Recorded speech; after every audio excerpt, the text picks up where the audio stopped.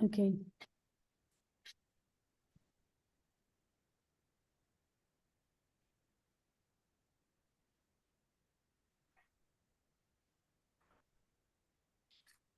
Bueno, muy bien. Buenas tardes a todos. Bueno, vamos a continuar con las actividades. La idea de hoy es hacer este taller de insuficiencia respiratoria, un poco para unificar de todos los conceptos que se adquirieron en las clases tanto asincrónicas como en los encuentros sincrónicos.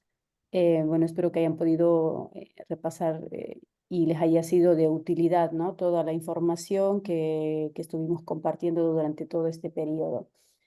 Hoy está con nosotros Agustín Mazo, que es médico especialista en cuidados intensivos. Él es médico asociado del Hospital Italiano en la unidad de terapia intensiva.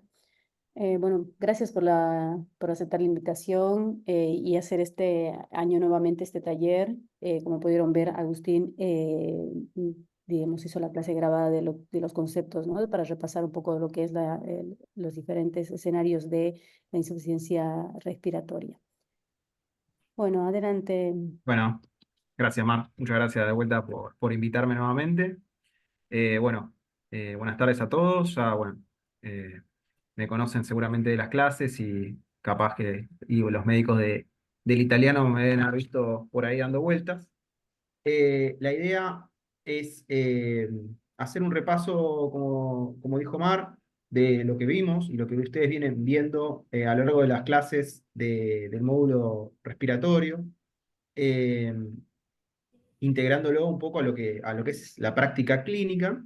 La idea acá es repasar algunos conceptos, básicamente, eh, em, presentar nuestras ideas, debatir, porque no siempre hay una verdad absoluta en ninguno de los casos, y tratar de aprender y, bueno, llevarse algo para el día de mañana poder resolver situaciones complejas, tanto en la sala como en la guardia, donde nos puede tocar cualquiera de estos pacientes. Así que, obviamente, la modalidad es discutir cada uno de los casos, aquellos que están en el grupo correspondiente al caso que se presenta, obviamente, quiero que manifiesten el porqué de la toma de decisiones que lo llevan y lo discutimos y vemos y aplicamos un poco lo que estuvimos viendo. La verdad es que igual en líneas generales, para que estén todos tranquilos, está muy bien lo que pusieron en general todos. Hay algunos detalles para corregir y algunas cosas para mejorar, pero en general está todo muy bien. Así que la idea es esa, nada más, no busco tomar un examen ni nada por el estilo, así que no, sin miedo a equivocarse, que este es el momento justamente para equivocarse y no con los pacientes después. Este es el mejor momento para tratar de ver las opciones que tenemos. Así que, bueno, también obviamente los participantes de otros grupos están invitados a discutir los pacientes que no les tocaron, porque así vemos todos vemos todo, y, y bueno, vemos qué haría cada uno en este escenario. Así que, nada, los invito a mantenerse activos. ¿Mm? Bueno, en el primer Gabriela, me grupo, parece. ¿cómo? Que creo que tenías que presentar, ¿no? Grupo Sí, uno. Sí, sí, sí, sí, sí, perfecto. Bueno, Gabriela, este es tu caso, ¿no? Sí. sí. Eh, creo en la primer diapo está el caso clínico, si no lo leo no hay Sí. problemas. Ahí para que te lo. Dale. Muy bien. ¿Ahí lo ves? Sí, ¿no? Ahí está. Es un paciente de 85 años de edad, POC Gold 2, con oxígeno domiciliario, insuficiente cardíaco, hipertenso, diabético, que ingresa a la guardia por empeoramiento de disnea de clase funcional 2 a 4 de 12 horas de evolución. Al ingreso estaba vigil, lúcido, desaturando a 80% con máscara reservorio, con mala mecánica ventilatoria, taquipneico y un laboratorio que evidenciaba un pH de 7,15, una CO2 de 90 y un bicarbonato de 35. Bien. En la próxima diapositiva, los estudios complementarios solicitados para confirmar y descartar el diagnóstico presuntivo. Bueno, por supuesto, una radiografía de tórax, un electrocardiograma, un laboratorio completo con hemograma para ver los blancos, eosinófilos, función renal, hepatograma, un ácido base y ácido láctico. Eco bedside, pulmonar y BCI, muestra de esputo, PCR, todo tiene su justificación, ¿no? Que ahora lo charlamos. Hisopado para COVID, influenza y panel viral, y descartar TEP en caso de sospecha. Acá yo agregaría, o lo agregaríamos, un dímero D por el empeoramiento agudo de 12 horas de evolución de la disnea de clase funcional 2 a 4. Con respecto al dímero D, obviamente que sabemos que ayuda si es negativo, ¿no? Descarta si es negativo. Y de ahí eso va de la mano de la tomografía, ¿no? Por ahí uno con respecto a un dímero D positivo solicitaría una tomografía helicoidal de alta resolución para descartar un tromboembolismo, que es uno de los diagnósticos diferenciales que nos planteamos en diagnósticos diferenciales, ¿no? Con respecto a la PCR también tiene, digamos, la utilidad si es más de 40 la indicación de antibióticos. En este paciente, obviamente, por la gravedad, no se discute mucho la indicación de antibióticos, que ahora lo charlamos, pero tener en cuenta eso, la PCR, más de 40 antibióticos, y más que este paciente no mencionaba en la historia clínica si tenía esputo o no, qué características tenía del esputo, habla solamente de la disnea. Pero bueno, saber que con esputo purulento, más una PCR aumentada, obviamente que va a la indicación de antibióticos. La procalcitonina, que también se mencionó en alguna de las clases, se mencionó la poca utilidad o la falta de utilidad, que eso no lo pusimos como no hay estudios que avalen el resultado positivo de la procalcitonina. Eso sería lo de estudios a pedir. Muy bien, perfecto. Bien, ¿y cómo seguimos? ¿Cómo seguimos? Con el tratamiento. En ningún lugar decía qué tratamiento venía haciendo este paciente y si había tenido alguna reagudización o exacerbaciones de su patología respiratoria de base. Eso es un Bien. dato muy importante, ¿no? Para ver si es un reagudizador frecuente o no. Habla de la severidad de lo agudo, que en 12 horas el paciente se deterioró. Eso es un dato que nos faltó, digamos, como para analizar un poquito más. Pero bueno, broncodilatadores de acción corta, salbutamol y pratropio, de acción larga, si los venía usando, no instalárselos de nuevo en la internación esta por lo agudo. Corticoides sistémicos, meprednisona, dosis de 40 miligramos por día vía oral. Y acá está el tema de los antibióticos, que la pseudomona a considerar en este paciente por ser un EPOC reagudizado. Y obviamente, bueno, ¿qué antibióticos? Un betalactámico con acción antipseudomona. Y oxigenoterapia, que en este caso, este paciente de inicio decidimos BNI, más que nada, si bien era un paciente comprometido con el pH y la CO2, pero darle la chance con BNI al comienzo unas horas hasta decidir la intubación. Bien, perfecto, muy bien. ¿Algo más que quieran acotar los integrantes de este grupo? Y ahora pasamos a hacer un repasito. Bueno, muy bien. En líneas generales, está claro el caso. Es un paciente bastante típico y más en esta época del año que viene ahora. Ya ayer estuve de guardia y vi como 5 de este tipo de pacientes.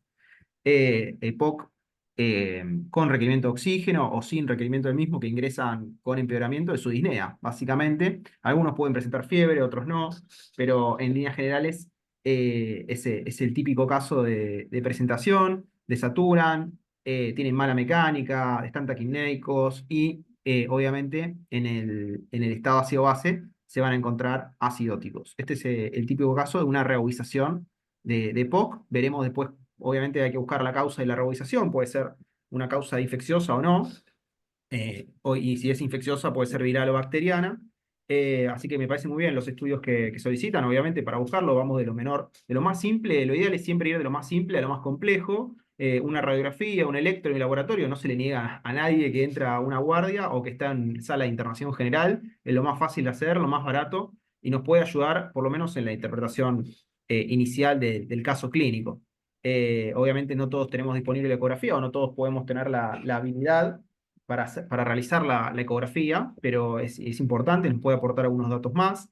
Y después, obviamente, ya empezar a buscar la causa de esa revisación de POC con la muestra de esputo y la PCR me parece bien, perdón, el hisopado, si es que lo tenemos disponible. No me parece salir, o sea, me parece que eso podría quedar inclusive más secundario, después vemos la causa de la revisación. Ahora lo que necesitamos es resolver este paciente, porque está disneico, está desaturando, está taquipneico, mala mecánica, está acidótico, entonces si bien vamos buscando la causa, me parece importante ya ver cómo lo vamos a tratar. Con respecto a lo que decíamos del TEP, está bien el dímero D. En este caso yo creo que el cuadro está muy claro que es una revisación de POC. El TEP me parece más, es poco probable, no digo que sea imposible, pero es muy poco probable, solamente si el paciente ya tiene antecedentes de una TBP, o si tiene antecedentes, si es obeso y está postrado, si tiene, hacemos un score de Wells, buscamos la posibilidad, los factores de riesgo que tiene para hacer TEP, y tratamos de ver si es estrictamente necesario la angio-TC. Recordemos que para hacer diagnóstico de TEP no es solamente de tomografía simple helicoidal, sino que tiene que ser una angiotomografía con contraste. Y el contraste no es gratis. No digo por el precio del contraste, sino por el precio para los riñones del paciente, me refiero. Así que habría que tener una alta sospecha. Inclusive se podría hacer una ecografía de miembros inferiores, que sí se puede hacer fácil en la cama del paciente, y bueno, ya por lo menos ir viendo. Pero no está mal pensarlo como un diagnóstico secundario o como algo más, porque obviamente estos pacientes son complejos y no siempre lo que uno piensa es lo que termina pasando. Pero vamos a ir por el diagnóstico más probable, que es la realización de POC, de causa infecciosa.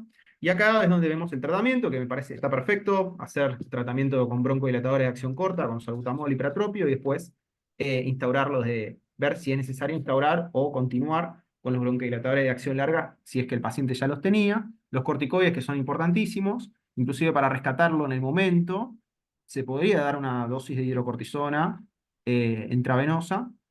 eh, no, en efectividad es similar a la meprednisona oral, pero bueno, a veces estos pacientes, por la disnea que tienen y por el tratamiento que requieren, no tienen la vía oral habilitada. Entonces, en esos casos, tendríamos que pasar a la vía endovenosa. Lo mismo para los antibióticos, ¿no? Obviamente, preferimos, si el paciente no tiene la vía oral, pasamos directamente a vía endovenosa. Estamos hablando de un paciente bastante crítico, está acidótico, está desaturando, está taquipnéico, mala mecánica. Lo más probable es que este tipo no pueda comer y no pueda tragar. Así que vamos a preferir la vía endovenosa. Y acá es donde me quiero frenar un poco más con respecto al tratamiento, que bueno, que está muy bien, igual lo que plantean, vamos a detallarlo un poquito más. BNI o asistencia respiratoria mecánica invasiva, ¿no? Ventilación mecánica invasiva.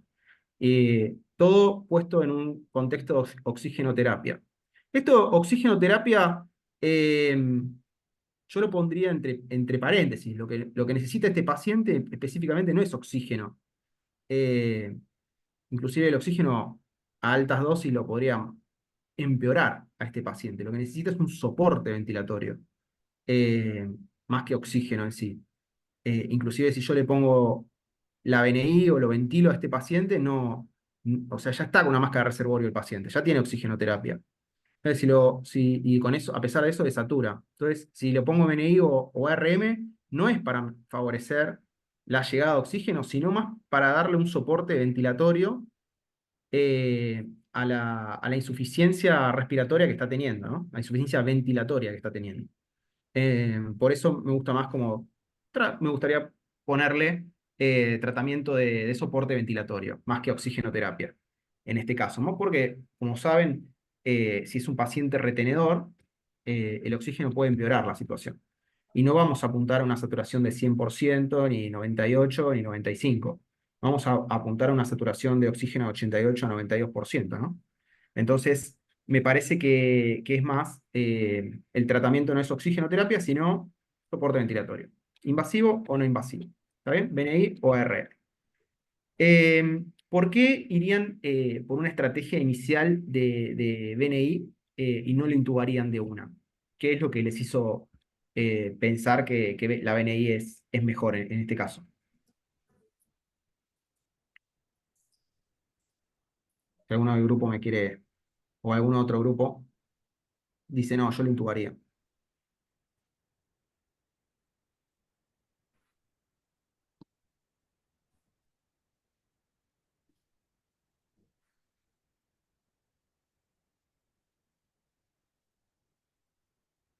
Eh,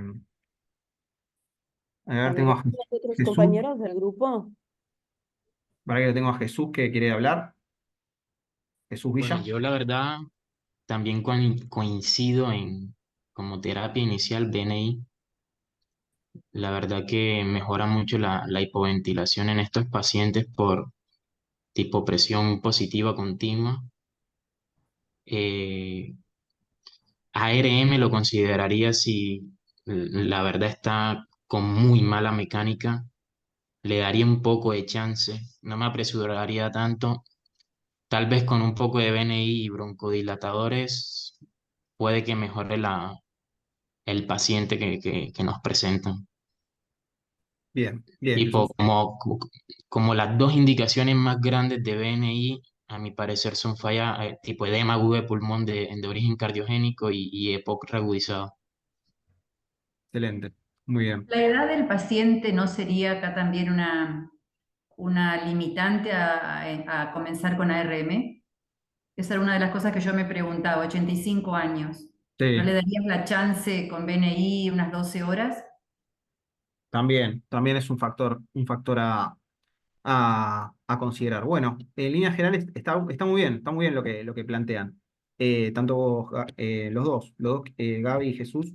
Em, Ah, profe, por ahí también, perdón que sí, sí, sí. no lo veía en su momento, pero por ahí también hay, la verdad no llegué a leer todo el contenido, pero estuvo mucho de moda ahora en esto de la pandemia por COVID, el índice de Ross, Bien, que creo que inicialmente es enfocado en los pacientes con cánula nasal a alto flujo, si mal no recuerdo, pero se sí, puede extrapolar incluso a BNI, que yo haciéndole un índice de Ross y viendo la forma evolutiva en cómo viene el paciente, pues me puedo adelantar o no si necesito o no intubación temprana el paciente, sin necesidad de apresurarme a, a intubarlo.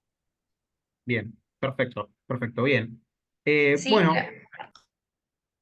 sí, ¿alguien más quería hablar? sí, no, una sola cosa es Sí, cuando veíamos las clases que decían como que la BNI era muy buena para época reagudizado, sobre todo en pH de como de 7,25 a 7,35 y que después empezaba a fallar, como comentaba la tasa de falla, como que nos discutíamos también si verdaderamente después, como tiene el paciente un pH de 7,15, si no necesitaba asistencia respiratoria mecánica de entrada también, como otra de perfecto. las cosas que consideramos. Bien, muy bien.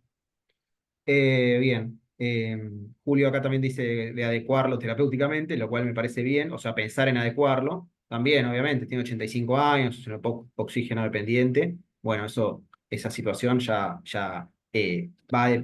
con cada familia y con cada lugar y también va a depender del médico que lo esté tratando.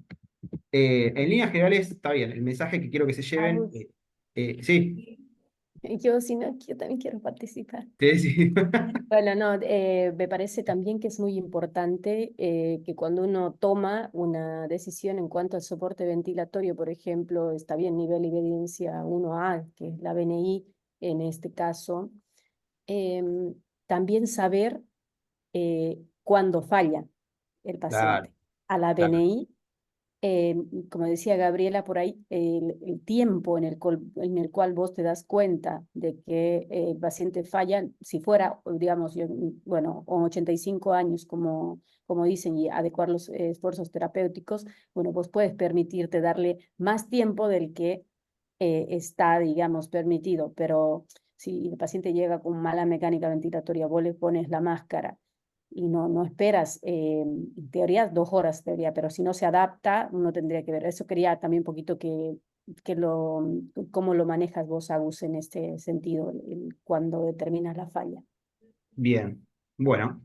Bueno, en líneas generales está bien, como venían diciendo los chicos, BNI me parece perfecto, es el tratamiento de elección, es la indicación, o sea, no se discute esto, no es que, bueno, yo le pondría BNI, yo le pondría, lo dejaría con la máscara y esperaría.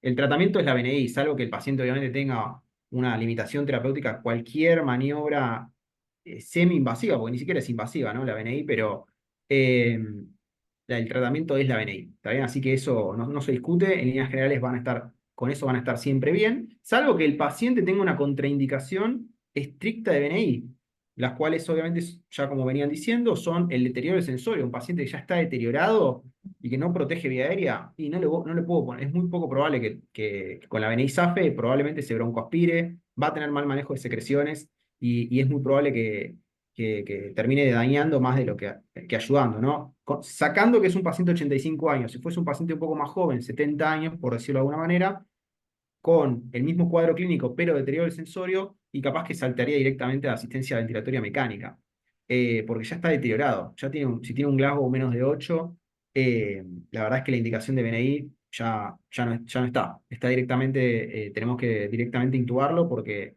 es poco probable que el paciente mejore, no tiene protección de vía aérea, estamos considerando un paciente extremadamente grave.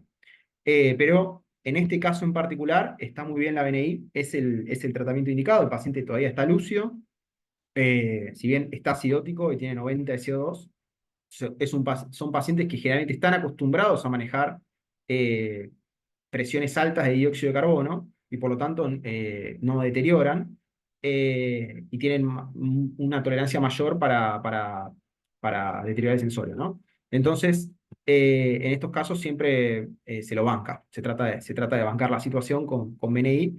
Y bueno, lo que decía Marlene, una vez que colocamos la BNI, no es que lo colocamos y listo. Lo colocamos y nos tenemos que quedar controlando al paciente y ver la respuesta o no que tiene a la BNI. Para eso, obviamente, signos clínicos, tendría que mejorar en un lapso de media hora aproximadamente. Ya los signos clínicos, mejorar la taquipnea, mejorar la mecánica ventilatoria y mejorar la disnea. Eso es obviamente subjetivo, lo vemos nosotros. No hay un score que nos permita decir eso. Sí podemos ver la mejoría en la saturación, la vamos a ver. En la frecuencia cardíaca la vamos a ver, pero el resto son parámetros un poquito más subjetivos y depende de quién vio el paciente cuando le puso la BNI y quién lo ve cuando lo reevalúa a las 30 minutos. La idea sería que sea la misma persona para tener una evaluación más completa, pero sí es importante primero guiarse, lo primero a ver es la clínica. Si el paciente ya mejoró los parámetros ventilatorios, mejoró la frecuencia respiratoria, la frecuencia cardíaca y la disnea, es muy probable que ese paciente vaya a tolerar bien y le va a ir bien, ya está, ya mejoró. Después el tema está y obviamente nos complementamos con unos gases. A veces el paciente mejora clínicamente, pero la acidosis respiratoria no mejora o tarda en mejorar. Entonces ahí estamos en un gris. Obviamente si mejoran los gases ya estamos excelentes. Pero si mejora la clínica, los gases no mejoran o están iguales, tampoco empeoran, estamos en un gris. Si empeoran los gases, es muy poco probable que mejore la clínica, pero a veces puede pasar. Nos está hablando de que es probable que vaya a terminar fallando, más allá de que mejore la clínica, si los gases siguen empeorando, baja el pH, sube la CO2, y probablemente esa mejoría transitoria que estamos viendo es algo, es transitoria justamente y no va a persistir, así que tendríamos que ya ir o hablar con la familia de que esto no va a andar bien o pensar en intubación directa. Pero sí nos tenemos que apoyar, como le digo, en la clínica y en el control gasométrico. Ni una sola ni la otra sola. Ver las dos cosas. Esos son generalmente los parámetros que nosotros usamos de tasa de respuesta y fracaso. Y esto hacerlo a la media hora, a la hora, por lo menos ya tener una expectativa de cómo le va a ir el paciente. No deberíamos tardar más de una hora en decidir si a ese paciente lo vamos a intubar o no. Después, obviamente, puede intercurrir con otras cosas, pero por lo menos por el cuadro que lo acerca a la guardia o con el cuadro que intercurre en piso en una hora lo tenemos que tener resuelto. No podemos estar todo el tiempo con eso porque si no, no podemos ver otros pacientes básicamente. Esto lo tenemos que definir rápido. No podemos estar tanto tiempo. Después, si el paciente intercurre, listo, lo dejamos. Uno dice, listo, ya más o menos en una hora él se acomodó, lo dejo con la BNI puesta. 12 horas está bien. A veces el paciente no tolera 12, puede hacer 8. Está bien y listo. Y ya no hace falta una reevaluación constante cada una hora. Ya, listo, ya respondió en la primera hora, va a seguir respondiendo. No hace falta sacarle gases cada una hora. Se ve una respuesta inicial. ¿Está bien? Así que ese es un acercamiento inicial. Obviamente recuerden que también si el paciente está, no se discute si el paciente está chocado, si el paciente tuviese un shock séptico, además del poco reboizado, y la BNI también está contraindicada porque la presión positiva, lo más probable es que empeore el shock. Entonces, también vamos directamente a asistencia ventilatoria mecánica, soporte vasoactivo, pero ya tratando el shock y no únicamente el EPOC reboizado. Hay que ver el paciente en el contexto, ¿no? Se está revisando el EPOC, pero además tiene un shock séptico y vamos a tratar el shock séptico y la verdad es que lo mejor para el shock séptico es intubación, no BNI. Entonces, acá yo no puse cómo está estable hemodinámicamente, vamos a asumir porque no puse cómo estaba, pero por eso siempre a tener en consideración que la BNI puede hipotensar al paciente. Entonces, no puede, lo va a hipotensar.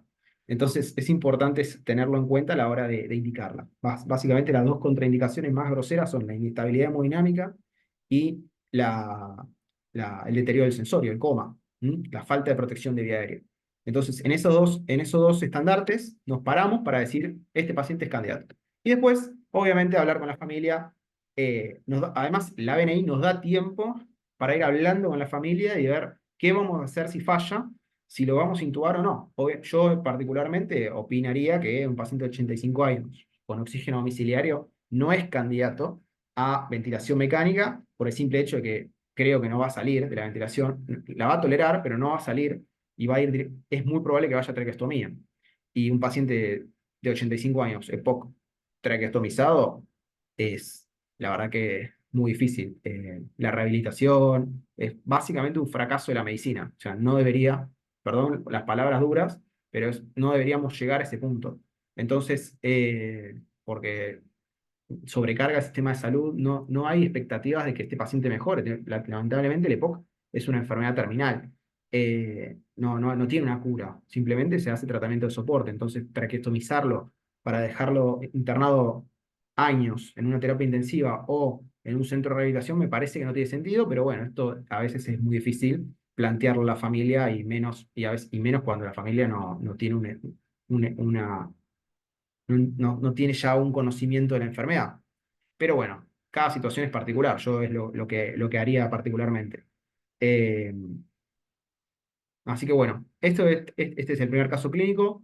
No sé si alguien quiere acotar algo más o les quedó alguna duda, si no pasamos al siguiente. Yo tengo una duda.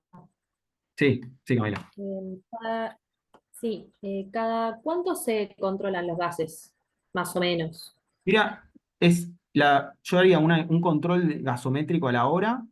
eh, Podríamos hacer uno a la media hora y no hay una regla estricta, ¿eh? Por eso te digo Ujú. más o menos lo que está aceptado. Es media hora o una hora inicialmente y después, si los gases ya vienen mejorando, se pueden espaciar. Puedes hacerlo inclusive a las 8 horas, volver a controlar el otro gas y listo. No es necesario estar haciendo gases cada una hora, es muy tedioso para el médico, para el paciente que lo estén pinchando. Y la verdad es que, como te digo, en una hora tendríamos que tener resuelto si lo vamos a intubar o no, y ya con el gas a la hora de BNI, si no mejora el gas, y es poco probable que el paciente vaya a mejorar, es muy poco probable. Si bien puede mejorar clínicamente, por lo menos tendría que haber un descenso, un 20% de la CO2 inicial. Y el pH debería ya tener más de 720. Eso ya me habla de que este paciente probablemente le vaya a ir bien. Ok, gracias. No, de nada. Me acordé, ¿qué opinan de la cánula de alto flujo en este paciente? Si el paciente no tolera BNI, el paciente no la tolera, ¿viste? La BNI es poco tolerable, ¿no? A veces podemos hacer algún intento de sedación con un poquito de dexmedetomidina para los que lo manejan, pero en líneas generales no hay algo recomendado como para que el paciente se adapte a la BNI. No se recomienda dar benzodiazepina, no, está excitado, le damos un clon a ver si se adapta, no, porque lo va a deteriorar el sensorio. Entonces, a veces el paciente no tolera la máscara, la verdad que es recontra incómoda, no sé si la probaron, pero es muy incómoda, y más en pacientes que están hipoxémicos, que están hipercámnicos, seguramente estén excitados. Entonces, hay un criterio de falla de BNI que es no tolera la BNI porque el paciente se la saca, el paciente mejora la mecánica, mejora la disnea, mejora la tecnia, pero no tolera quedársela porque el paciente no la quiere, que es totalmente entendible, y ahí es donde podemos decir, ¿qué hacemos? Porque ¿falló o no falló? O sea, ¿cuál es la situación? Bueno, no falla la BNI, la BNI le sirve, pero el paciente no la está tolerando. Entonces, podemos hacer dos cosas, o darle un descanso de la BNI, que podemos considerar 2, 3 horas, y ver cómo está el paciente constantemente, o podemos intercalarla con cánula de alto flujo. Existe eso también, se puede intercalar BNI con CAFO. Eh, la cánula de alto flujo no está indicada en pacientes EPOC reubicadas, pero se podría llegar a utilizar en estos casos de no tolerancia a la BNI como un método de complementario intercalado solamente cuando el paciente no tolera. ¿Está bien? Pero nunca de una CAFO, nunca. No es la indicación, de ninguna manera. Eso creo que les quede. Pero sí se puede llegar a considerar en esos casos, y ahí es cuando sí el índice de ROX se puede llegar a utilizar. Está más avalado el índice de ROX para la CAFO que para la BNI. Después lo vamos a ver bien en otro caso clínico. Eh, Así que es una posibilidad, ¿no? La CAFO es más tolerable. Sí, Jesús. Profe, en ese caso, sedación consciente en esos pacientes que no la toleran tanto antes de pasar a cánula nasal alto flujo, ¿podría Eh, mejorar algo? O se puede usar dexmedetomidina, que es una agonista alfa-1, es una droga sedativa, más que nada ansiolítica, no tiene tanto efecto sedativo, por eso es más segura que otras drogas. Eh, pero la verdad es que eh, no está disponible siempre, tiene efecto adverso a la bradicardia, tiene que estar monitorizado ese paciente y debería estar ya en manos de emergentólogo o terapista, porque eso es más difícil hacerlo capaz que en una guardia general, pero sí se puede hacer. En casos seleccionados donde uno cree que lo único que está pasando es que el paciente no la tolera y la verdad está ansioso y la BNI le está haciendo bien, no es que no la tolera porque está hipoxémico, la verdad es que tendría que uno evaluar bien la situación. Pero sí se puede usar dexmedetomidina en estos casos. No morfina, no fentanilo, porque nos van a opacar los síntomas. Van a tapar la disnea, van a tapar la,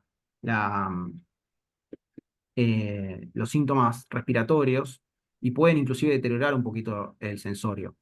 Entonces, es más, yo no soy partidario de dar morfina y fentanilo para que el paciente se adapte a la BNI. Eh, Hay gente que lo hace, yo no lo hago. Y me parece medio polémico. Pero bueno, tampoco hay una recomendación estricta. Esto, como les digo, es más paciente a paciente. Obviamente, si el paciente tiene dolor por otra causa, ahí sí se le puede dar un rescate de morfina, si es dolor exactamente, ¿no? No vamos a dejar que el paciente tenga dolor, pero no para adaptarlo, para sedarlo superficialmente. No se usa para eso. Así que bueno, yo particularmente lo único una droga que encuentro positiva en estos casos es Precedex o dexmedetomidina.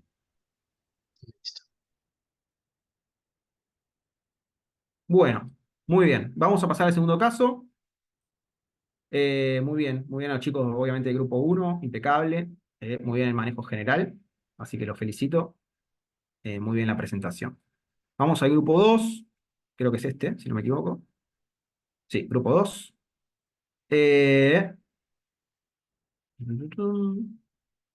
Bien.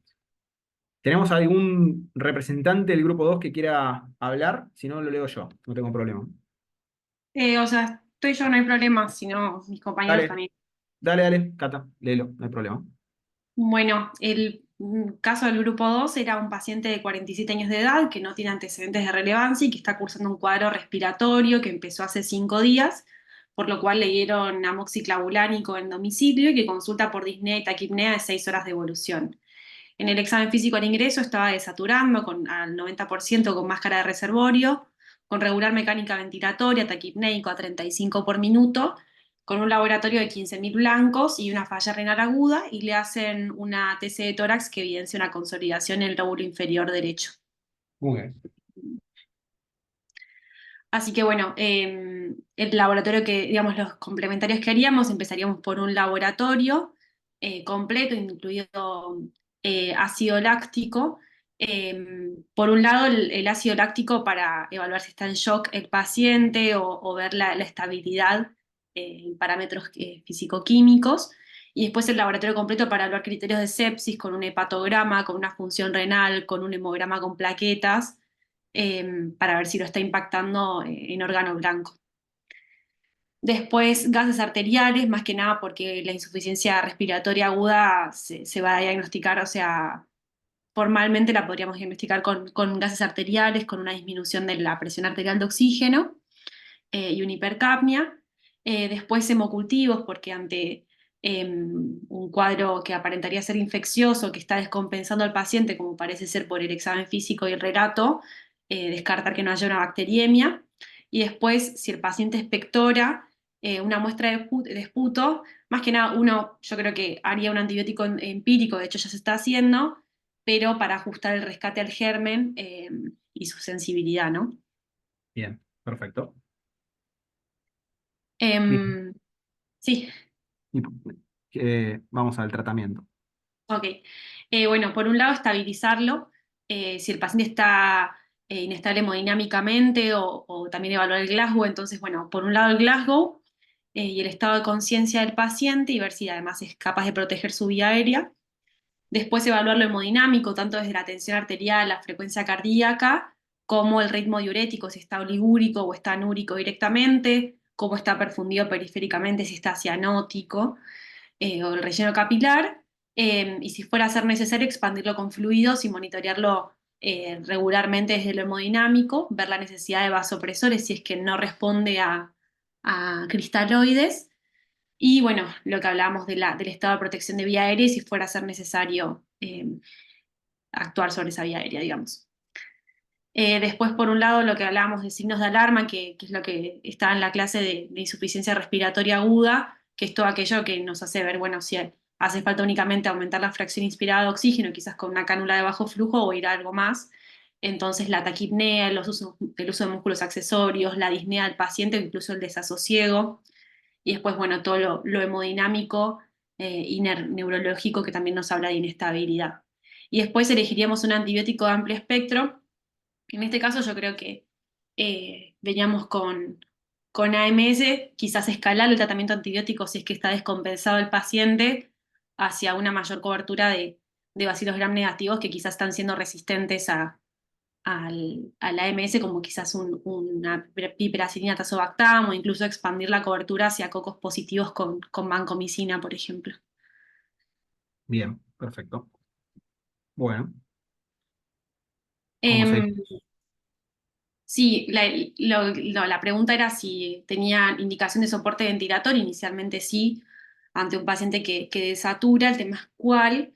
Si el paciente tiene alteración del estado de conciencia, como pasa en este caso, que tiene regular mecánico ventilatorio que está taquipneico, hay que aumentar la FIO. Y como que, por lo que veíamos en la clase de IRA, uno aumenta la FIO lo más posible, pero quizás si no mejora, este es uno de los casos donde en una posible neumonía uno quiere avanzar hacia algo más como una CAF, y es lo que pensamos que puede ir mejor. Em, Así que sería la idea, y sobre todo si el paciente se pusiera hipercápnico, iniciar con una cánula de alto flujo. Muy bien, muy bien. Bueno, muy bien. ¿Algún comentario más que quieran hacer sobre este caso? ¿Qué les pareció? ¿Les parece que este paciente, han visto estos pacientes alguna vez, así de este tipo, llegar a la guardia o en la sala? ¿Han tenido que lidiar con estas situaciones? Sí, es como relativamente frecuente ver como neumonías que van evolucionando más y que a veces requieren incluso internación en unidad cerrada u Sí. observación prolongada en guardia en emergentología, digamos. Sí. Bueno, este caso era así era bastante típico en la época COVID. La verdad es que esto ahora está un poco menos, obviamente, pero era el típico caso, paciente joven, sano, sin antecedentes, que evoluciona mal con una típica neumonía, ¿no? Bueno, vamos a desmenuzarlo un poquito, está muy bien. De vuelta, felicitaciones al grupo, excelente la presentación. Está bien, como decía Cata, 47 años, sin antecedentes, ya está tomando antibióticos y a pesar de eso el paciente no mejora. Está disneico y está taquipneico. El paciente desatura, está a 35 de frecuencia respiratoria, tiene leucocitosis, falla renal, ¿no?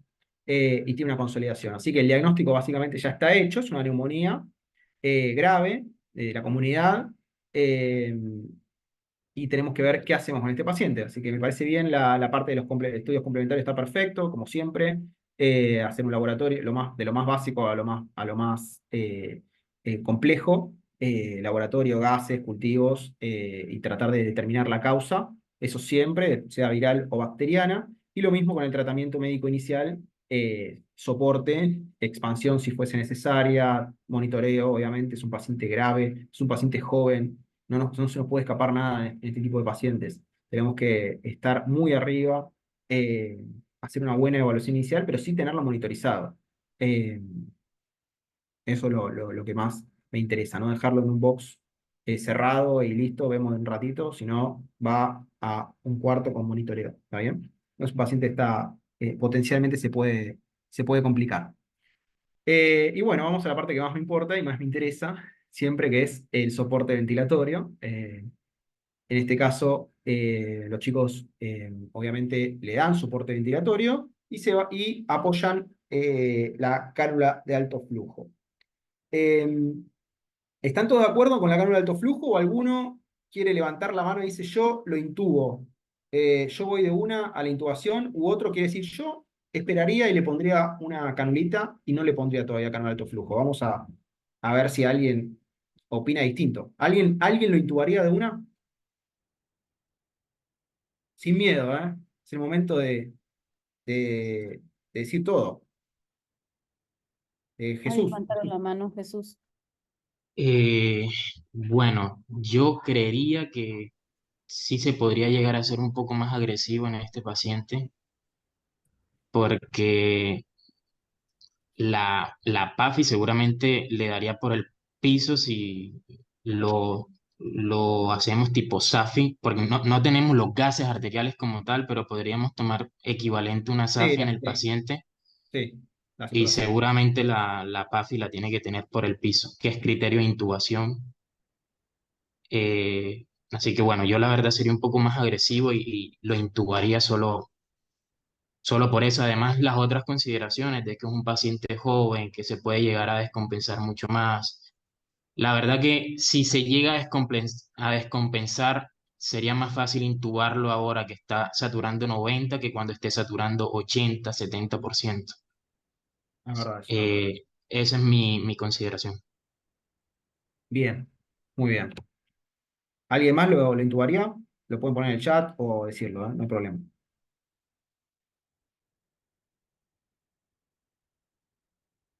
Recordemos un paciente de 47 años, sin antecedentes, con una neumonía grave y que está en insuficiencia respiratoria, básicamente. Está disneico, taquipneico, desatura, así que la insuficiencia respiratoria la tiene puesta.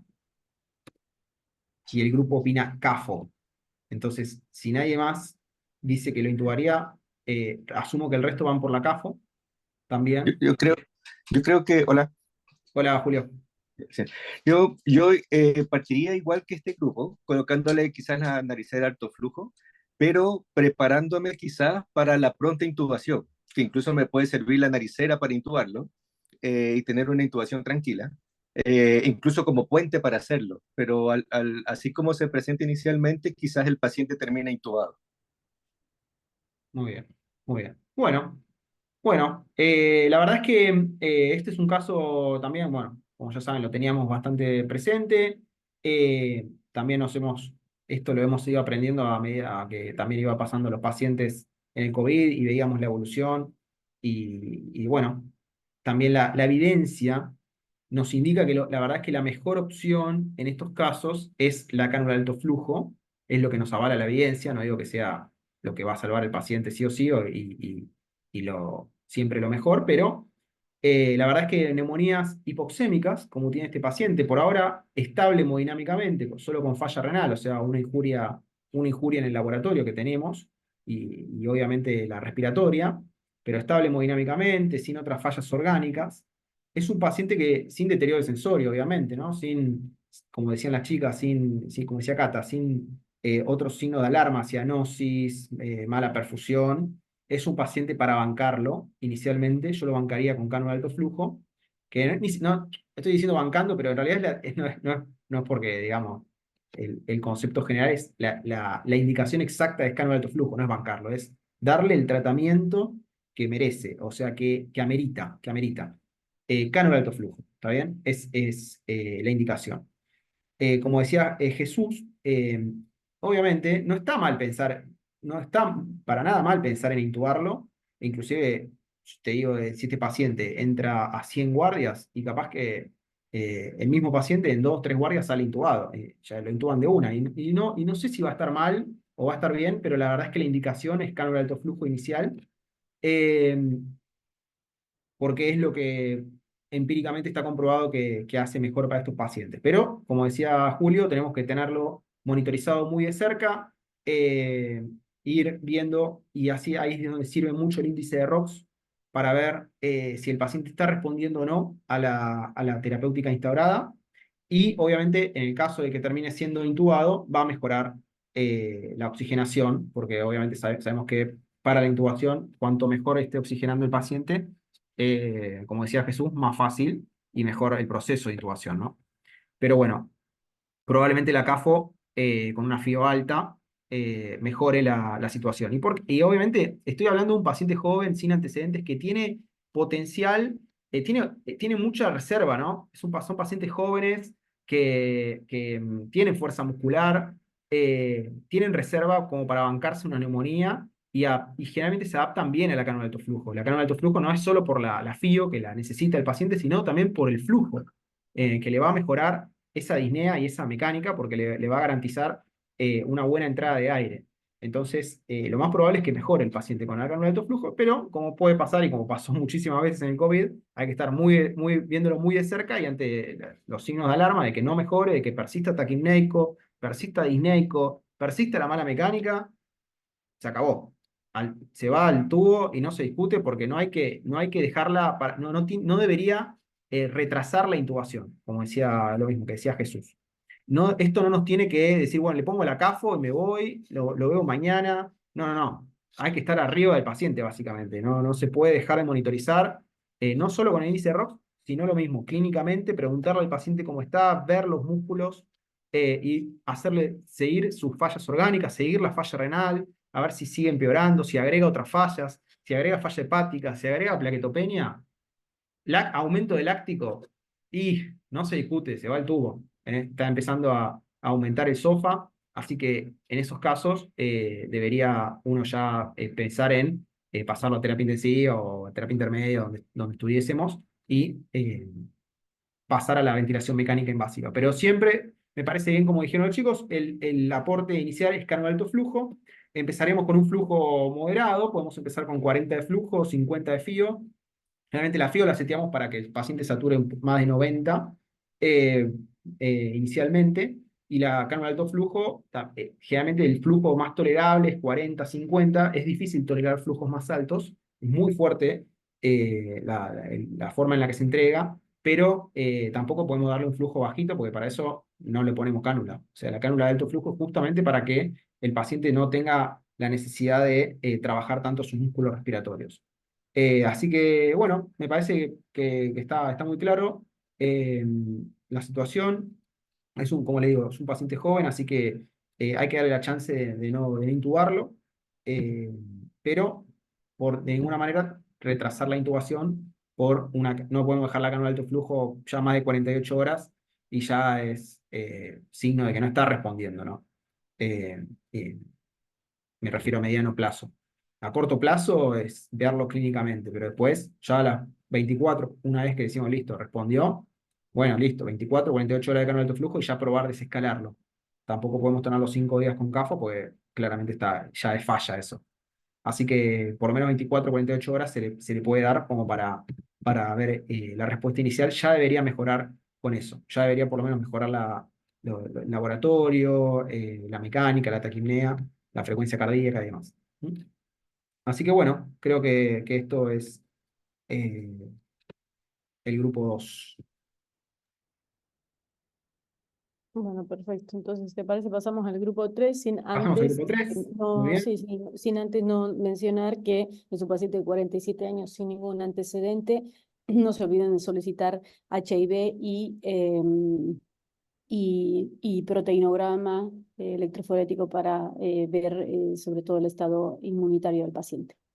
Eso simplemente agregar desde la parte clínica. Jesús creo que quiere decir algo. Profe, ahora que comenta eso la doctora, me queda la duda en cuanto a la cobertura. ¿Cuál sería lo ideal en este paciente que tiene una neumonía grave? Tipo, sí o sí hay que cubrir a atípicos. ¿Cómo le iría mejor si con el mismo AMS o lo que estaba diciendo Cata, si escalar de una a una terapia un poco más amplia? ¿Qué cobertura sería mejor en este paciente? ¿Quiere decir vos, Mar, que sos más especialista en esto que yo? No, yo creo que la indicación inicial es neumonía de la comunidad, amoxicilina clavulámico y para cuando es grave le ponen ciclaritromicina y con ese sería el esquema inicial y después obviamente vas a tener tiempo para escalar. Listo, gracias. Bueno, muy bien, felicitaciones al grupo 2, ¿no? Que tomó una correcta decisión y bueno, muy bien presentado. Bueno, vamos con el Hago grupo una 3. pregunta más, perdón. Sí, sí, Agus. En los pacientes que uno los ven jóvenes con neumonía grave, Sí, que por ahí no desaturan, pero tienen una muy mala mecánica ventilatoria, están taquipnéicos, taquicárdicos y están persistentemente así unos días, pero sí, no desaturan. sí. Ahí se beneficiarían de una CAF o uno los banca. Nosotros lo que hacemos generalmente es como que los bancamos en el piso con la cánula porque no desaturan ni nada y se bancan, digamos, Bien. con la mecánica. ¿Pero se beneficiarían o no sería indicación? No, sí, yo le pondría acá, lo analizaría obviamente caso por caso, pero un paciente joven con mala mecánica o que esté disneico, sí, aunque no desature, ¿no? Que a veces también pasa, eh, porque tienen buena reserva. La verdad es que la CAFO no se usa solamente para la hipoxemia, sino también, como decía, para mejorar el esfuerzo ventilatorio por el flujo de aire. Entonces se verían beneficiados. Inclusive podría poner una CAFO con 21 de FIO, porque el paciente no desatura, y darle solo flujo. Sería un caso ideal para eso, me parece. Yo trataría de darle un soporte. Puede ser que el paciente mejore solo con la cánula de bajo flujo y me ahorro el recurso, ¿no? Pero si lo tenemos disponible, depende obviamente del hospital, ¿no? Pero si lo tenemos disponible y tenemos dónde poner el paciente, la verdad es que lo mejor sería una cánula de alto flujo. Estadía corta, capaz que con 8 horas o 10 horas se acomoda y después vuelve a piso, pero sería lo ideal. No nos Genial, olvidemos, gracias. Mati Castro nos comentó Agustina en la clase de neumonía que compararon, o sea que en realidad el mejor soporte para la neumonía, incluso que todos los aportes de oxígeno bajo flujo, es la cánula de alto flujo. Entonces, nada, ese concepto era uno de los nuevos que aportó Mati Castro en su clase. Bien. Bueno, vamos con el grupo 3. Entonces, si hay algún representante que lo quiera leer, si no, como digo, lo leo yo, como quieran. Nadie va. Jesús, Eh, dale. Paciente de 70 años de edad con antecedente de fibrilación auricular anticoagulado con acenocumarol, ingresa a la guardia por deterioro del sensorio. Al ingreso se constata al paciente con Glasgow 6, anisocoria derecha, mal manejo de secreciones. Entre los laboratorios nos daban un pH de 7.2 con un PCO2 de 65 y un bicarbonato de 26. Bueno, aquí tratamos de organizar un poco el caso, pero bueno, de relevancia sabemos que es un paciente anticoagulado y que ahora tiene datos de hipertensión endocraniana si lo enfocamos, con un Glasgow disminuido, o sea que no está defendiendo vía aérea, para lo cual ya ahí me estoy adelantando un poco, pero tendría criterio de intubación el paciente. De entrada es un paciente crítico. eh, no sé si pasamos a la otra Sí, diapositiva, porfa. Que, bueno, habría que descartar sí o sí que tenga un sangrado eh, espontáneo, ya sea una hemorragia intraparenquimatosa o una hemorragia subaracnoidea. Eh, y dentro de los laboratorios, además del RIN por el antecedente de la anticoagulación y el hemograma, pues obviamente todo lo que es el medio interno, eh, el ionograma, a ver si hay alguna alteración a nivel del sodio, la función renal, a ver si hay algún compromiso orgánico adicional a lo que se nos está presentando. El tratamiento médico, inicialmente el ABCD, por lo que sería candidato a intubación de entrada el señor. Si de verdad constatamos que tiene un sangrado cerebral, se beneficiaría de una sedación profunda inicialmente con el drenaje del sangrado, si lo amerita o no, por neurocirugía, elevación de la cabecera a 30, 45 grados, control estricto de la temperatura, que esté normo o baja. La presión intracraneal en este contexto, pues recurriríamos a terapia hiperosmolar. Ya dependiendo del sodio, definiríamos si solución salina hipertónica o tipo manitol. La anticoagulación, revertirla en caso de que el RIN nos dé suprarrango. Y la otra pregunta era si tenía indicación de soporte ventilatorio, que para nosotros sí, y el tipo de soporte sería asistencia respiratoria mecánica, no invasivo. muy bien, perfecto. Bueno, creo que nada más, ¿no? Bien. Bueno, excelente Jesús, excelente grupo 3. Vamos a repasarlo rápido, porque ya me estoy quedando con menos tiempo. Eh, Bueno, es un caso un poco más fácil en relación a lo que probablemente le esté pasando al paciente. Tenemos un poco más de datos, estrictamente en comparación capaz a antes que teníamos que hacer un poco más de algoritmo diagnóstico. Acá es un poco más fácil, ¿no? Un paciente anticoagulado que ingresa con deterioro sensorio y la verdad es que es un sangrado hasta que se demuestre lo contrario, básicamente. Así que el diagnóstico es más fácil. El manejo es donde podemos discutir un poco más. 6 en 15 de Glasgow, bueno, en isocoria derecha, está acidótico, está hipercámnico. Está muy bien los estudios que solicitan, me parece perfecto, tomografía, laboratorio, como siempre. Y bueno, el soporte inicial es fundamental, ¿no? Y acá es donde ya de una vamos a lo que nos interesa, que es si lo intubamos o no, y que está muy bien, ¿no? Que obviamente un paciente con un Glasgow de menos de 8 y que no tiene manejo de secreciones, hay que intubarlo. Acá no se discute, no acepto la BNI porque dice, no, tiene 65 SO2, 720, capaz que le ponemos BNI, mejora la CO2, mejora la situación.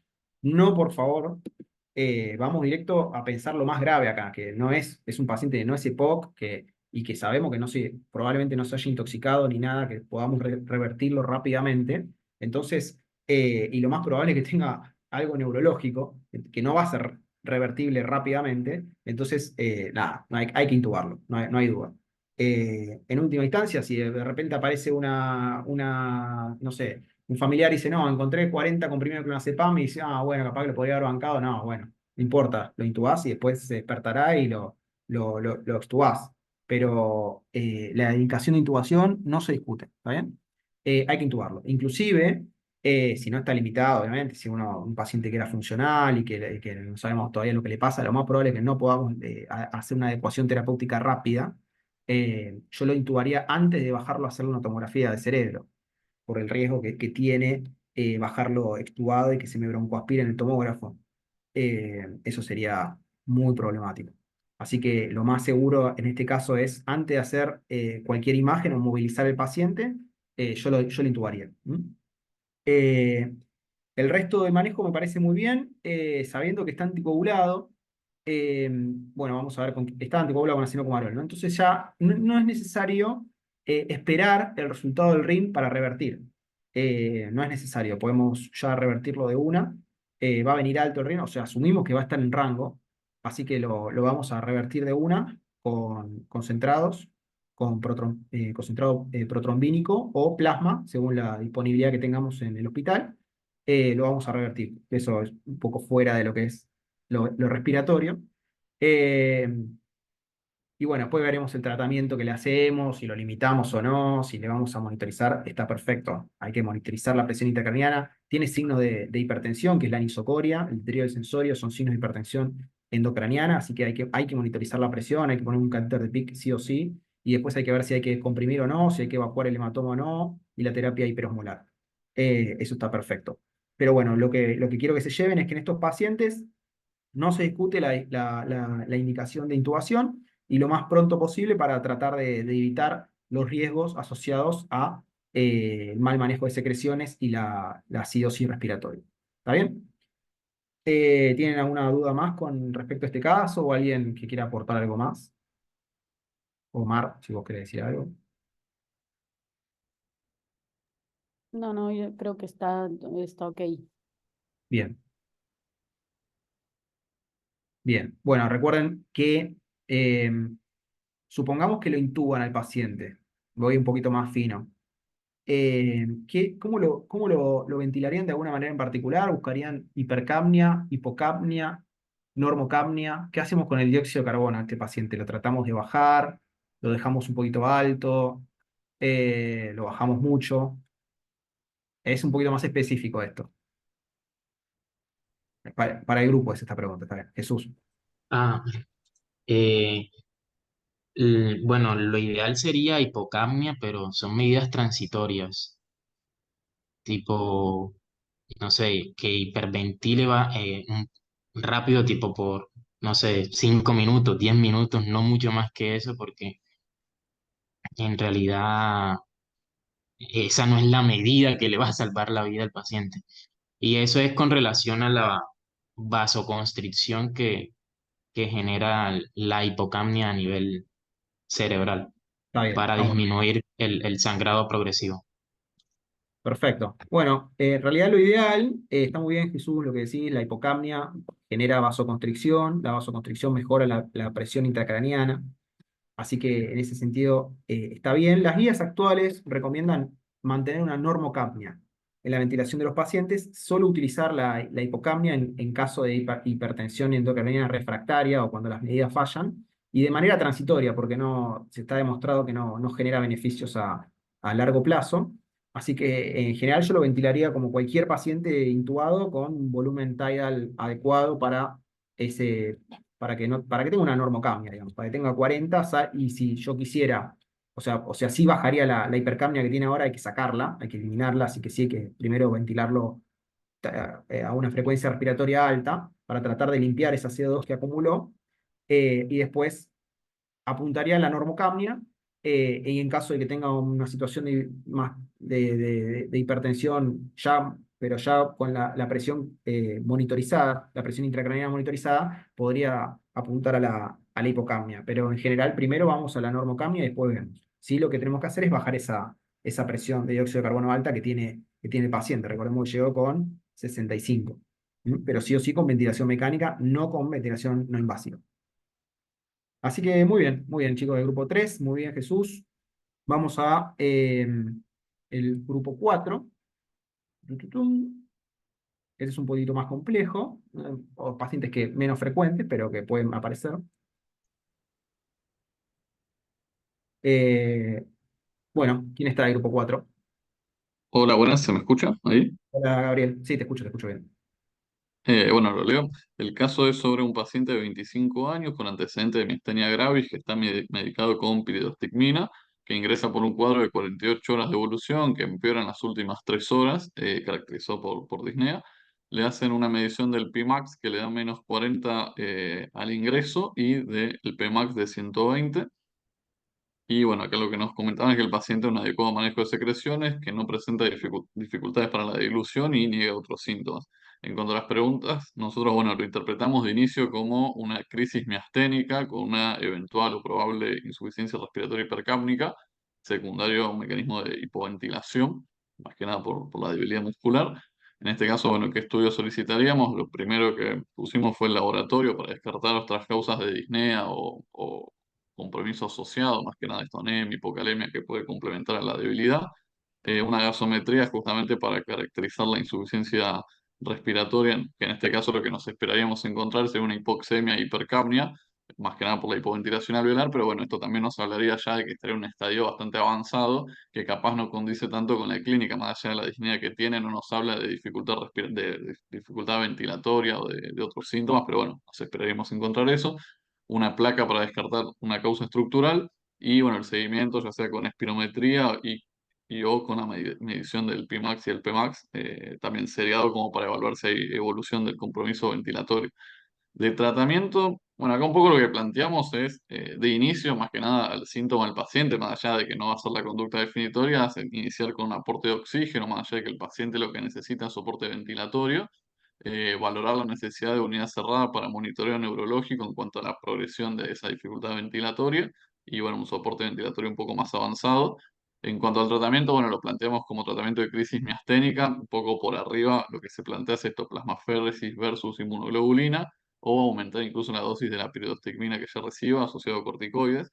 Pero bueno, puntualmente en cuanto a lo que es el soporte ventilatorio, en su caso en particular, como sospechamos un mecanismo de hipoventilación alveolar, la indicación más fuerte, digamos, quizás terminaría siendo la de la intubación, pero bueno, como tampoco en el caso está bien definido que esté ahora con alguna dificultad ventilatoria bien marcada, por ejemplo, con músculos accesorios, con mala mecánica explícita, digamos, capaz en la bibliografía hablaba de que se puede intentar en estadios iniciales BNI con presión positiva, que eso ayuda un poco a la ventilación, pero bueno, si esto progresa, la indicación va a ser de intubación. Más que nada porque tiene un Pmax muy cercano al límite inferior, que es justamente el menos 40, debería estar un poco más negativo, capaz. Pero bueno, un poco planteamos eso. Muy bien. O sea, ¿ustedes inicialmente le harían un trial con BNI o ustedes en este caso van directo a la intubación? ¿Qué opinan? Y bueno, eso nos genera un poco de dudas. Había discusiones en Habría el que grupo. Se picó el grupo. ver ¿Cómo? ¿Hubo discusiones en el grupo? Sí, más que nada debate en cuanto a con qué iniciar, porque capaz en el caso no tenemos tantos datos de qué tanta es la dificultad ventilatoria que tiene en el momento. En definitiva, el estadio final de esto, si progresa, sería la intubación. Pero bueno, no teníamos esa duda de si de inicio Claro, quizás la ven podría ayudar, pero bueno, o sea, en definitiva, lo final va a terminar siendo la intubación si progresa. sí, está bien. Bueno, bueno, muy bien, Gabriel. Bueno, es un caso un poco más complejo. Son pacientes no, también súper complicados porque son manejos que tienen que darse de manera multidisciplinaria con especialistas en neurología, el kinesiólogo, bueno, el médico clínico, el terapista que lo esté evaluando, el neumonólogo. Son pacientes muy complejos. En general ya se conocen miasténicos, no suelen debutar con la crisis. Generalmente ya se conocen y bueno, hacen una revisación. En este caso, bueno, está claro, el paciente tiene una regularización de la miastenia, después buscaremos la causa, puede ser que no encontremos ninguna causa, sea simplemente idiopática. Ya empieza, tiene un descenso de la Pmax y de la Pmax por debajo de los valores normales, así que está claramente en insuficiencia ventilatoria, y cuando vemos, el paciente está disneico, así que también estamos viendo que está en insuficiencia respiratoria y lo más probable es que va a estar hipercámnico inicialmente, después se va a poner hipoxémico, pero ahora está hipercámnico, seguro, porque está disneico, así que el gatillo para la disnea va a ser la hipercapnia. Eh, y bueno, tenemos que evaluarlo. Está muy bien, obviamente, lo inicial, el laboratorio, los gases y la radiografía, y en este caso agregamos las mediciones de la Pmax y Pmax para tener una valoración más total, digamos, de lo que le está pasando. El tratamiento está perfecto, hay que tratar la crisis miasténica como sea necesario, si hay que aumentar la dosis de piridostigmina, si hay que darle corticoides o plasmaféresis, bueno, va va a ir en base a la gravedad del cuadro. Inicialmente todavía no parece tan grave, porque el paciente está disneico, pero tiene buen manejo de secreciones, no tiene dificultades para la dilución, tampoco estoy hablando de que esté hemodinámicamente inestable ni nada más, así que solamente es disnea, que ha ido empeorando, y disminución de sus valores de Pimax y Pmax. Así que, bueno, el tratamiento obviamente es multidisciplinario, con los neurólogos vamos a ver cuál es la mejor estrategia. Inicialmente, con respecto a la piridostigmina, yo pensaría, si el paciente está reagudizado, habría que tener mucho cuidado con las secreciones, porque la piridostigmina aumenta la cantidad de secreciones. Recordemos que es un parasimpático mimético, así que aumenta mucho la cantidad de secreciones. Si bien mejora el cuadro general, hay que ver riesgo-beneficio con respecto a aumentarla o suspenderla. Porque si el paciente está lleno de secreciones, hay que volarla, la piridostigmina, y darle un tratamiento más agresivo. Si el paciente todavía no tiene muchas secreciones y las maneja bien encima, podemos subir la dosis con respecto a la piridostigmina, lo que solemos hacer en terapia. Y después vemos el resto de las indicaciones. Bueno, y con respecto a lo que es el soporte ventilatorio, bueno, yo en este caso me inclinaría por BNI, en un paciente joven también, que inicialmente está disneico, que maneja bien las secreciones, que está lúcido. Me inclinaría inicialmente, que todavía no tiene unos valores de Pimax y Pmax por debajo del punto de corte como para intubación. Inicialmente me inclinaría por un trial con BNI, con presión positiva, para tratar de ayudarlo en esto de la mala mecánica, esto de la hipoventilación asociada a su debilidad muscular, que puede ser o no potencialmente reversible en el corto plazo. No sabemos cómo va a responder al tratamiento. Eso es imposible de saber en cada paciente. Algunos responden, otros no responden. Así que va a depender de eso, obviamente, la progresión o no a la ventilación mecánica. Pero está bien. Lo que quería que se lleven acá es, más que nada, inicialmente en este paciente sí es candidato a BNI, más que nada porque también maneja bien las secreciones. Muy atentos a eso, porque la BNI tapa, no nos permite a veces evaluar bien el manejo, así que hay que evaluarlo antes de poner la BNI. Si el paciente tiene buen gatillo tiene buena tos, una tos efectiva que le permita expectorar, porque si no, ni nos vamos a dar cuenta y el paciente se va a broncoaspirar con la BNI puesta. Entonces, es muy importante evaluar primero el manejo de secreciones, ¿eh? Recordemos que contraindicación para la BNI, la inestabilidad hemodinámica y el deterioro del sensorio y el manejo de secreciones que va asociado con eso. Entonces, es muy importante. Este paciente no va a deteriorar el sensorio, son pacientes tan lúcidos, pero salvo que se ponga extremadamente hipercápnico, ¿no? Pero no debería. Entonces, son pacientes tan lúcidos, pero tienen mucha debilidad muscular, y cuando la debilidad afecta a los músculos de la deglución y al diafragma, es cuando podemos tener problemas para la deglución. Entonces, es muy importante tener ese dato antes de poner la BNI. Porque si le ponemos la BNI a un paciente que no maneja bien las secreciones, no estamos haciendo las cosas bien, básicamente. Es como lo que te define si intubarlo o no en estos casos. Así que bueno, muy bien, chicos. La verdad es que está impecable. Recuerden el tema de la piridostigmina, y este paciente sí es candidato a BNI. Bueno, bueno, lo mismo, la BNI, obviamente la evaluación, la respuesta o no es tanto ahora gasométrica, probablemente mejoren los gases, pero también va a variar en base a la evolución clínica del paciente, porque la miastenia no sabemos cómo va a evolucionar, entonces hay que seguirlo muy de cerca.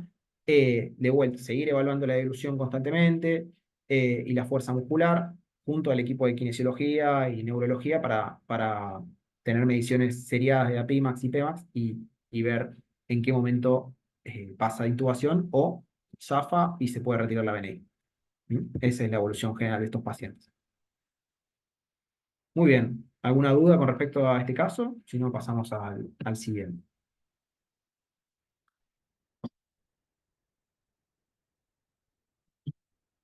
Bueno, muy bien, chicos. Perfecto. El grupo 4. Vamos con el último caso y después hacemos un mini repaso general. Así ya los libero.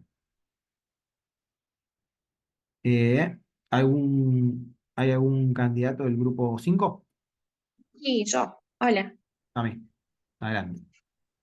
Bien. En nuestro caso se trataba de un paciente de 80 años con antecedentes de diabetes, hipertensión, que cursa internación en sala general por una sepsis a foco biliar.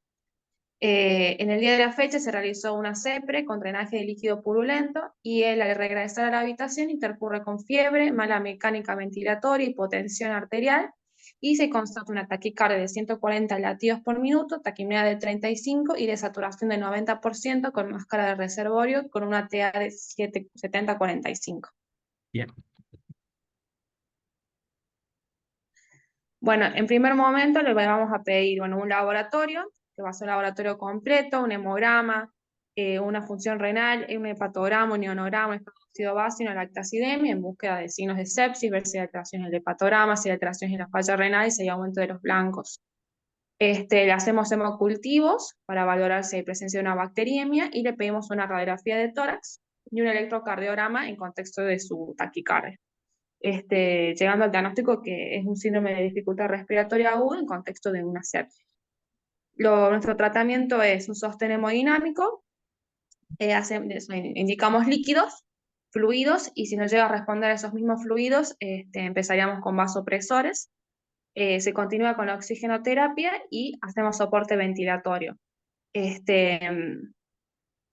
Creemos que el soporte ventilatorio, si es que empieza con deterioro del sensorio o una acidosis que no responde, llevaríamos la intubación orotraqueal. Además de eso, aplicaríamos antibióticos de amplio espectro, como lo que es el imipenem, sobre todo tratando de que se trata de una vía instrumentada. Y además hidrocortisona. Muy bien, perfecto, Cami. Bueno, este caso también es bastante típico, más que nada, obviamente, en la sala de internación. Un paciente que está ya internado, que es comórbido, que es añoso y que se somete a un procedimiento invasivo y que posterior intercurre y se va al tacho, el típico control postoperatorio que lo vamos a ver y no está como debería estar, como nos gustaría que esté. Y bueno, tenemos que hacer algo. Y ahí es donde tenemos que definir básicamente si, primero ver qué es lo que le pasa, que lo que estuvieron muy bien los chicos, que obviamente la interpretación diagnóstica, pensar siempre lo más posterior a un procedimiento invasivo y instrumentación de vía biliar, o ya sea vía urinaria o una cirugía, es pensar que el paciente haya hecho una remoción de foco y esté séptico, ¿no? Y bueno, secundariamente a eso está haciendo, en este caso, lo que parece un shock, ¿no?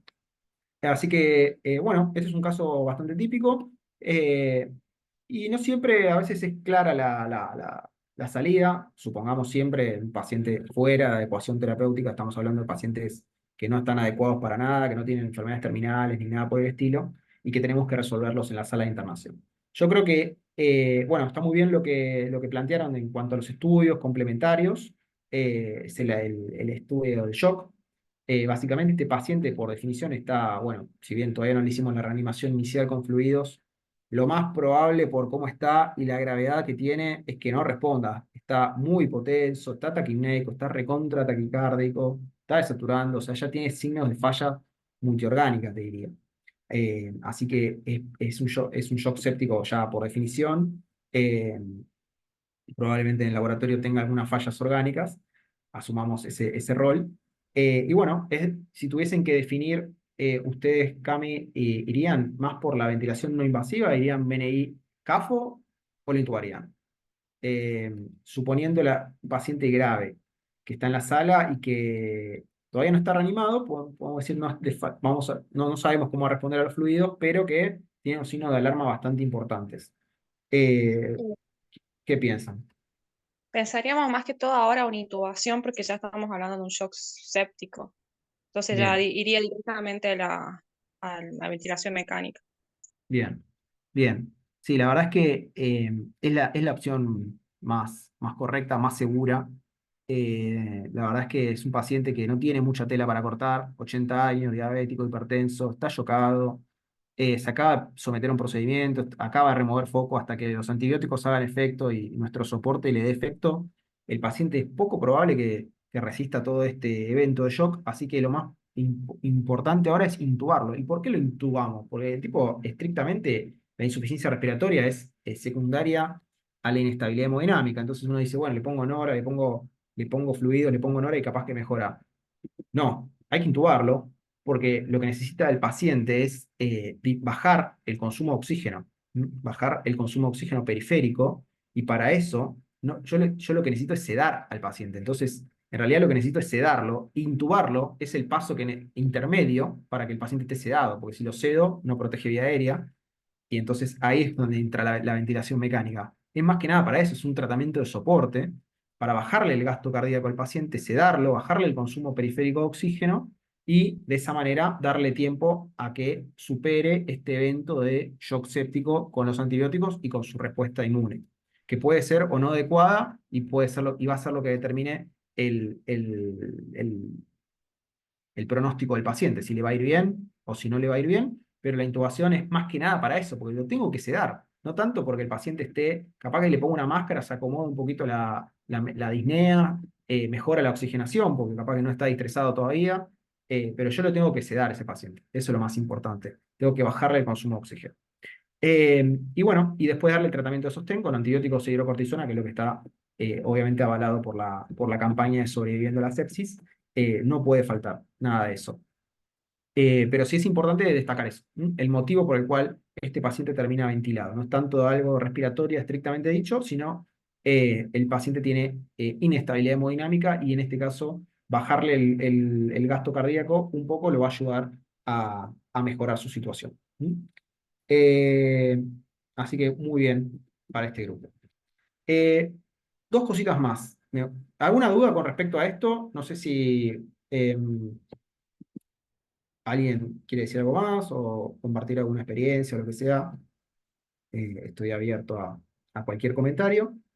Si no, mientras tanto, quería mostrarles unas cositas de cómo nos podría ayudar la ecografía pulmonar en alguno de estos casos. Eh, Porque es algo que se está usando cada vez más. ¿Por qué me jodo con esto? Porque es algo que cada vez, la ecografía es un elemento básico que ya está presente en la mayoría de los hospitales. Seguramente la mayoría de ustedes cuenten con ecógrafo y si no, es importante que lo reclamen. Pero la verdad es que es muy necesario, es fácil de usar, es amigable y se puede hacer rápido a la cama del paciente y nos puede ayudar en algunos de estos casos clínicos. Eh, la ecografía pulmonar, como le digo, cada vez hay más estudios que avalan su uso para situaciones de urgencia y que pueden determinar conductas se hace antes de la tomografía, antes de la radiografía inclusive. Así que es importante ver cómo nos puede ayudar en algunos de estos casos. Por ejemplo, bueno, esto es cómo se hace la ecografía para que un breve repaso. Se hace con el traductor lineal o el traductor curvo, se puede usar cualquiera de los dos. Generalmente eh, se puede usar de manera vertical o de manera horizontal y van a tener estas imágenes, ¿no? De manera vertical, van a ver las costillas y las líneas pleurales tipo A, que van a ser la línea pleural y las líneas A, que van a ser el reflejo de la línea pleural un poquito más profundas, y después se puede hacer un corte transversal. Recordemos que el pulmón, el tórax, lo podemos dividir en 6 secciones de cada lado y tendríamos que explorar las distintas áreas para obtener distinto grado de información. Pero quiero ver, por ejemplo, en el caso 1, cómo nos podría ayudar eh, para hacer por ejemplo, en un paciente que, el caso 1, recordemos que era paciente de EPOC, ¿cómo nos podría ayudar la ecografía? Bueno, más que nada, en la EPOC no está tan validado. Sí, lo que podemos ver es si además del EPOC tiene algo más que podamos optimizarle, y en este caso sería la insuficiencia cardíaca.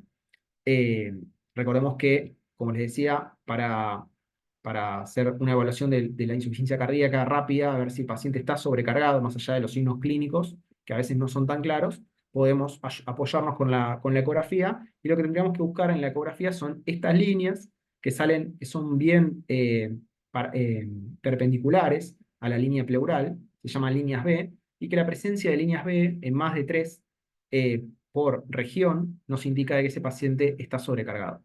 Además de que podemos hacer una medición de la vena cava y demás, podemos apoyarnos en estas líneas como para ayudarnos en el diagnóstico. Podemos, y a veces los casos de POC en pacientes que tienen enfermedad coronaria, que tienen estenosis aórtica, se pueden superponer muchísimo con un edema agudo de pulmón, que igual los dos tienen el mismo tratamiento, pero la duración del tratamiento y las otras terapéuticas instauradas son muy variables. Entonces, nos puede ayudar a diferenciar mucho un EPOC de un edema agudo de pulmón, que a veces se superponen y más de lo que podemos pensar.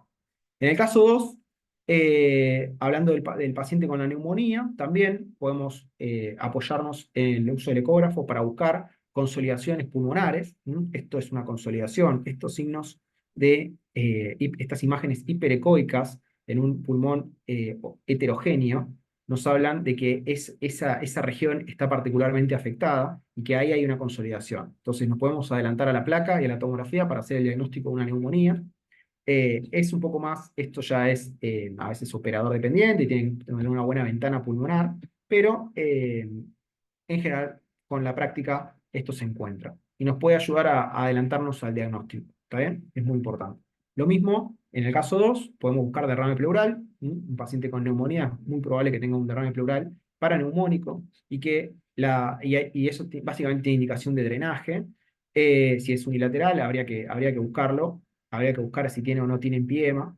Entonces, y ver la severidad del derrame para ver si eso también le está generando insuficiencia ventilatoria y eso se puede resolver rápidamente con la colocación de un tubo o el drenaje pleural. Entonces también es importante en este caso la utilización de la ecografía. Y por último, en el caso 4, en el caso 3, estamos hablando de... Me olvidé cuál era el caso 3. El caso 3 del deterioro sensorio no aplica, pero el caso 4, que es el paciente miasténico, tenemos también, podemos evaluar la fuerza diafragmática con una ecografía diafragmática, específicamente ya no es una ecografía pulmonar, sino insonando directamente el diafragma y viendo cómo excursiona el diafragma. Esto se hace en el modo M, se pone se busca la zona de posición, es decir, de cualquiera de los dos lugares, donde se ve o el vaso o el hígado, se ve el pulmón y se ve el diafragma. Se trata de buscar la imagen que contenga los tres órganos y ahí se hace una medición de cómo en modo M, cómo se va a buscar la membrana diafragmática, que es una membrana ecogénica, bien blanquita, y se va a ver que se mueve en inspiración y expiración. Se hace un modo M sobre esa, que es un corte transversal, sobre ese movimiento inspiratorio-expiratorio y se ve cómo excursiona el diafragma en la inspiración y vuelve a su posición basal en la inspiración. Y en base a cuánto excursiona, se ve si está normal o si está disminuido, ¿no? Un paciente miasténico probablemente la excursión diafragmática esté disminuida y sea un signo temprano de falla ventilatoria. Acá les pongo los valores normales para que los tengan, pero los pueden encontrar. Y bueno, es útil para eso también. Así que eso quería aclararles de utilizaciones alternativas de la ecografía, que además obviamente nos sirve para diagnosticar neumotórax, podemos ver un absceso pulmonar eventualmente, en los casos más complejos, pero tiene muchísimas más utilidades de las que uno piensa capaz, y cada vez van a haber más. Así que es importante tenerlo en cuenta. Así que bueno, creo que con esto ya los atosigué bastante. El mensaje que quiero que se lleven es más que nada eso, cómo manejar situaciones frecuentes en la práctica clínica diaria, cuándo activar un sistema rápido de respuesta rápida y pensar en ventilar al paciente, pensar en hablar con la familia y ver los horizontes que hay después de la intubación eventualmente y cómo responder ante situaciones que se pueden dar en la guardia también, ¿no? Bien, perfecto. Yo haría un único aporte por ahí en el caso 1, como ellos consideraron un tromboembolismo pulmonar como diagnóstico diferencial. Cuando vos le haces la ecografía bedside, puedes hacer con el ecógrafo, mirar en la ventana epigástrica las cavidades cardíacas, ver si tiene BD dilatado. Estos todos son medidas cualitativas, no es cuantitativo, pero te permite ver la vena cava si está colapsada, si está pletórica, y también hacer a nivel de los miembros inferiores, buscar signos indirectos de trombosis venosa profunda. Entonces, la ecografía bedside tiene muchísima utilidad. Y bueno, lo mismo en el caso 3, o sea, se utiliza también para ver el grosor del nervio óptico cuando hay sospecha de hipertensión endocraniana. Pero bueno, eso capaz ya lo vayamos desarrollando también un poco más adelante en las otras clases. Perfecto. ¿Qué dice? Pacientes con antecedentes de enfermedades pulmonares intersticiales, autoinmunes o insuficiencia respiratoria, ¿es mejor BNI o CAFO? En el caso de las pacientes con enfermedad de intersticiopatías Bueno, pacientes locales. a veces pacientes con enfermedades intersticiales, generalmente, obviamente depende de la enfermedad, pero suelen ser pacientes que tienen, centrándome en lo más frecuente, que es la fibrosis pulmonar, que tienen bastante destrucción alveolar. eh, Generalmente esos pacientes se adaptan mejor a la cánula de alto flujo, eh, les brinda una adecuada FIO y flux, son cómodas porque son pacientes que van a tener en general, si es vamos a separar, ¿no? Si es una progresión de la enfermedad y el paciente está progresando su enfermedad y está en un estadio, está, por ejemplo, para trasplante o estamos evaluando que hay una alternativa. A veces en esos casos los mejores cánulas de alto flujo, nosotros lo solemos hacer bastante como para sostenerlos hasta el trasplante pulmonar y rehabilitarlos en su estadio casi final de enfermedad, pero que bueno, están en lista de trasplante básicamente. En esos casos, la verdad que lo mejor es la cánula de alto flujo por la comodidad, la facilidad que nos da para poder rehabilitar al paciente con la cánula de alto flujo puesta, sacarlo a caminar, hacer ejercicios kinesiológicos, es muy bueno. Y además porque nos permite regular la FIO, que es lo que verdaderamente necesitan esos pacientes, más que el flujo en sí. Más que nada son pacientes que desaturan. Así que sí, usamos más que nada cánula de alto flujo. Bien, ¿alguna otra pregunta?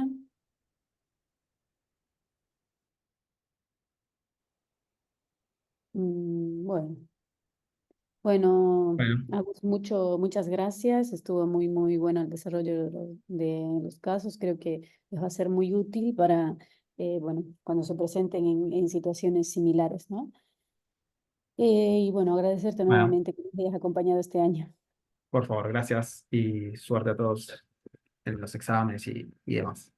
Sí, ahora justo les voy a comentar eso. Bueno, nos vemos. Yo los Bueno, despido. gracias.